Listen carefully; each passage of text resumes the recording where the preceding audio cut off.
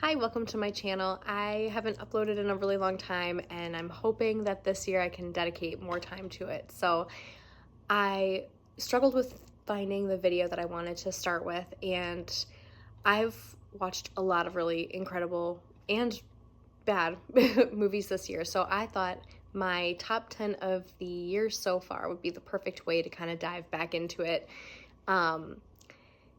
And yeah, so let's just get started right away. I have notes over here, so if I veer that way, that's why. But at my number 10, I have Together, which is a body horror movie with Dave Franco and Alison Brie. And this movie, if you're looking for something shocking, if you like body horror, this is definitely for you. I would go in knowing as little as possible. Dave Franco and Alison Brie's chemistry is really what makes this movie work. The fact that they are a real life couple just adds so much while you're watching it, because the chemistry is there, and then there's this really natural humor that kind of comes through. And if you're in a long-term relationship or have been, I think you'll really pick up on it and really appreciate it, and it just makes it very relatable. But this movie just really delivers what it promises you, because at first when we watched it, I went to see it with my brother and his girlfriend, and none of us really knew what to say. We kind of just all stared at each other after the ending, and we sat on it for like 15 minutes. We got in the car and then talked about it the whole way home, and the more I thought about it, the more I talked about it, the more I really appreciated that it didn't missell you on anything. Like you go in and it delivers the exact experience that you wanted it to give you. It's got great performances. It really hooks you right away. There's twists, there's turns. The ending is so shocking and weird that like you just immediately want to discuss it with people, and that's exactly what I wanted. But yeah, it delivers the exact experience that you want it to give you. And that's what I really appreciated about it. It told me it was going to be weird. It told me it was going to be shocking, and it definitely was. And I highly recommend seeing it in a theater with a crowded audience, because it's a lot of fun. There was a lot of like, you could just kind of hear like moments where people would be like, oh, and it's just it was a really fun time. Number 9 is Weapons, and I want to start by saying this is a good movie. My problem was I went in with insane expectations that no movie was ever really gonna be able to fully deliver on. I think when I read like how much Jordan Peele wanted this script, my expectations soared, because I love Jordan Peele. I love every single movie he's made. So I went in I was not doing myself any favors. I really should have brought my expectations down to a realistic level, and I think I would have really gotten more out of it. That being said, it's still very good. It's got great performances. The story really hooks you right away. It keeps you guessing. The way the story is told is really interesting. I think I just left wanting more. I wanted more shock factor, I guess, and again, that might be on me. I went in with just wild expectations, but I think I just wanted more from the ending. I wanted a little bit more explanation. But if your only complaint is that you want more, I think that's a compliment, because the journey of the movie is really good, and I highly recommend it if you like horror. It was genuinely scary, which I really appreciated, because I think kind of some of the modern horror isn't as like, it's more like cheap jump scares, and this one wasn't like that. But I really liked it. I just wish that I would have went in with lowered expectations and not I think I was just expecting it to be like an all-time favorite movie for me, and it wasn't exactly that. So I did find myself feeling a little disappointed, but still a really good movie overall, and one I would definitely like to own and rewatch. I actually think it would be extremely rewatchable, and now that I know the ending, I think I'll go in and be able to enjoy myself a little bit more. Number 8 is Better Man, which I own on DVD because I loved it. When I first saw the trailer, I was like, that's weird. Like, why is he a monkey? I didn't understand. And it didn't play at a whole lot of theaters near me, so I didn't get the chance to see it in theaters. So when it started streaming, I watched it and I loved it. The musical numbers are insane. It's so emotional. Like, my husband came in and he was like, why is he a monkey? And I was like, I don't know. It doesn't matter. Musicals, if you want something that's going to emotionally really draw you in, I highly, highly recommend watching it. It's extremely well done. I'm so upset that I didn't get to see it in theaters because the music would have sounded absolutely insane, but I highly recommend picking this up if it intrigues you even just a little bit. Number 7, we have Freakier Friday, and I'm the perfect age for this sequel. I was, I think, 10 or 11 when the first one came out and absolutely loved it. It's been a favorite for years. I rewatched it, I think just a couple days before I went to go see the new one, and it holds up. It's fantastic. And this one, I was expecting it to be really bad. I really went in with low expectations. I was like, you know what? I just want to have fun. And it absolutely delivers on that. It's got the heart that you want, the humor that you want. And it's really fun to experience now that I'm a mom. When I was a teenager, well, not a teenager, I was a preteen when the first one came out, but it's so fun to experience that similar story now as a grown person with their own daughter. I think it's going to be really, really special to watch it with her one day, but it's just fun. It's funny. It'll make you cry. There's music. It's what you want out of a sequel like that, and I highly, highly recommend going to see it. Me and my mom went to go see it together, and it was really, really special. It's one of my favorite theater experiences I've had this year, and I left feeling happy. And I watched it right after Weapons, so it was like the perfect double feature because Weapons is so dark, and then this one is just fun. And so I highly recommend that. Do a double feature of Weapons and then Freakier Friday, and you will not be disappointed. Number 6, which is Superman. And I'm very shocked that I have this on this list because when I first saw the trailer, it didn't do anything for me. I'm not the biggest Superman fan. I don't have a lot of nostalgia with that character. I liked Man of Steel, but I wasn't the target audience for this one, I'd say.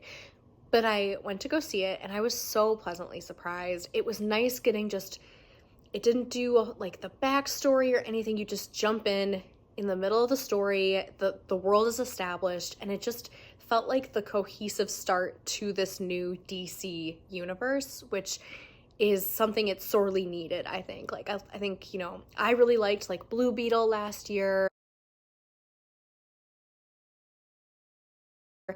I didn't like The Flash. I didn't even see Aquaman 2, but it's because they kind of made their whole upcoming film slate feel very, like, why bother? The whole universe is getting rebooted, and all the previous projects just kind of had this weird tone where it was like, it doesn't matter, even if it's a fun movie, you're telling me that I'm never going to see this character again played by this actor. So it just felt very dumb, I guess is what I would say.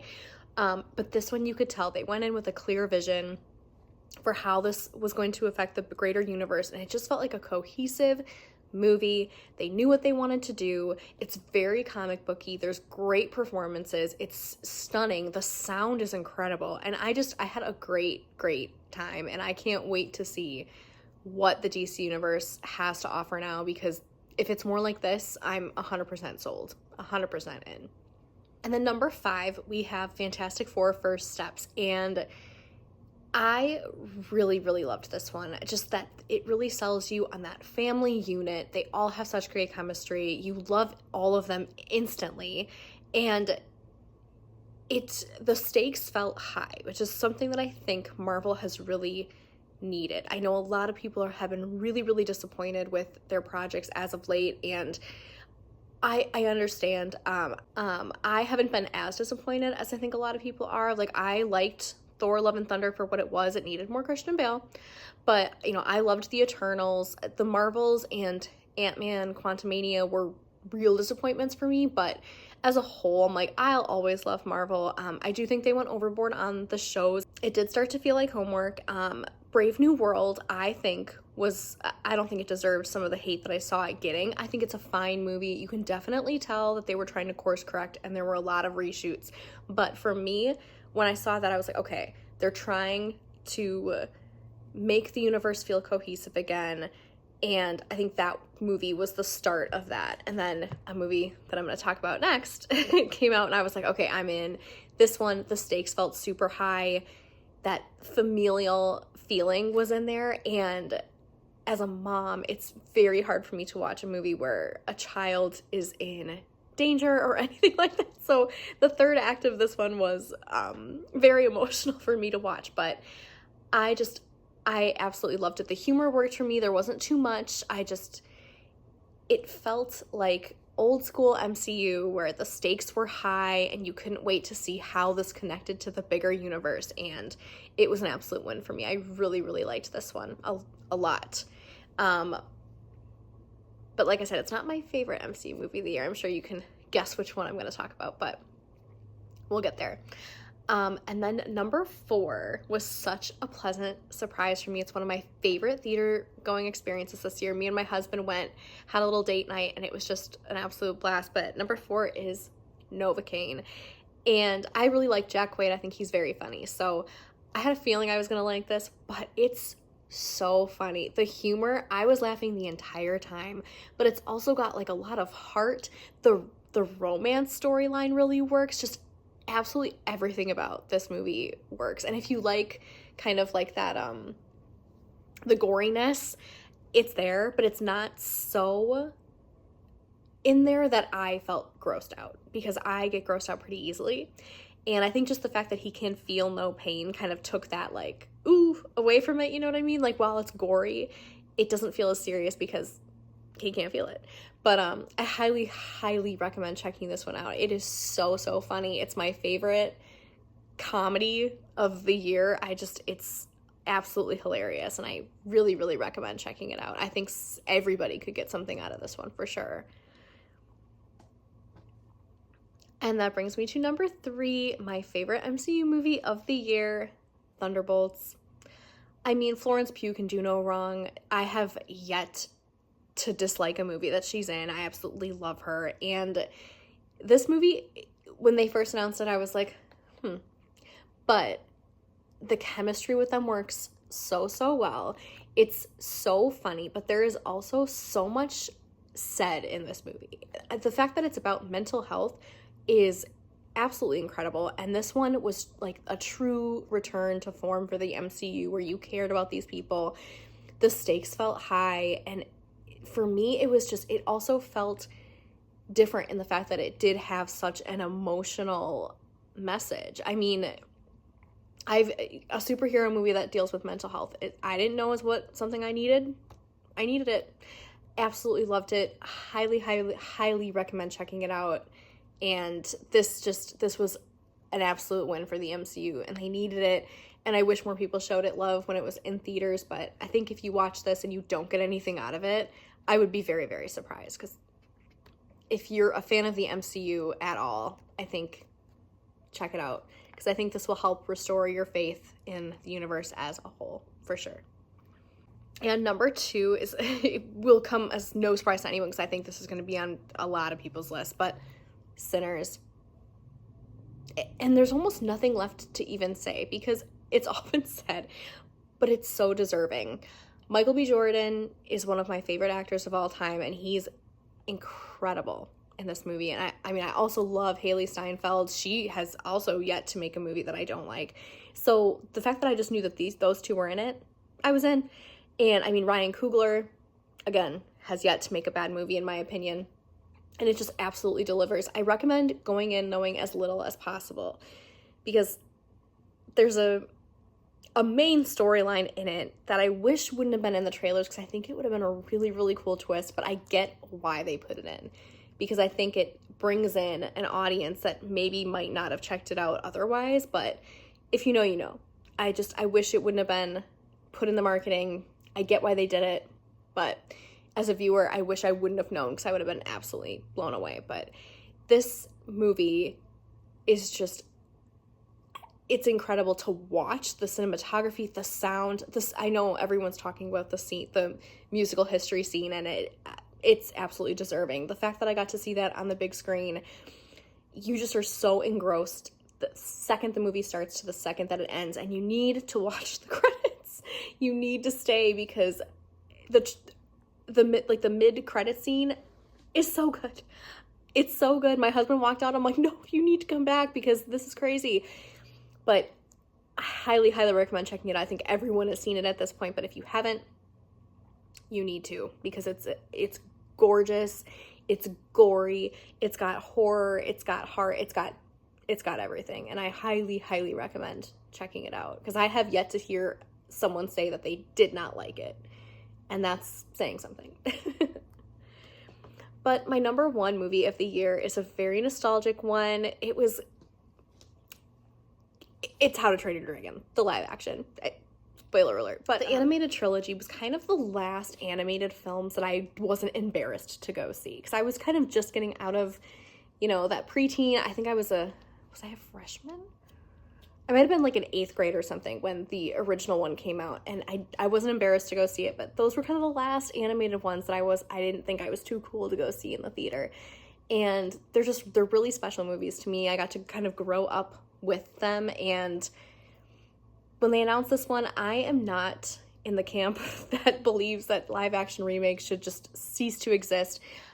I do think that they've went overboard, but I think when it can translate to live action the way that this one does, they're worth doing, because you get that nostalgic audience that's going because they grew up with the original one that loves it. And then you get to then take your family to see it, and you get a whole new audience. And I think that that's a beautiful, beautiful thing, because I took my daughter to see it, and she was so excited, and she loves Toothless, and she's only 2, so I was worried because this one is, I think it's like 2 hours, like 4 minutes or something like that. I was really worried she wasn't going to sit through it, and it ended up being one of the greatest nights ever, because for Father's Day, we were like, let's take her to the drive-in. There's not many left. Who knows how much longer they'll be around. That way she can be a little bit louder. She can kind of walk around if she gets bored. And she stayed up for almost the whole movie, which was shocking to all of us. But it was such a special night, and I just couldn't get over the fact that I watched the first one when I was growing up, and now she gets to experience the same story, but in a different format with me. And that's really cool. I mean, the performances are so good. Like I said, this story just translates so well to live action. It has all the heart the original does. I cannot wait to see the entire trilogy come to life. It's so, so good. And just when he flies on Toothless, there's not a dry eye ever. And this was no different. It's just, if you like the original, you'll love this one. It's just the animated turned live action with a couple additions, but it's so good. This is the standard for live action remakes, if you ask me, because it did right by the original fans while also bringing in a new generation of people, and I think that's the whole point. But I absolutely loved it, and like I said, I rewatch it all the time, and the fact that now my daughter gets to grow up with Toothless that's a very special thing.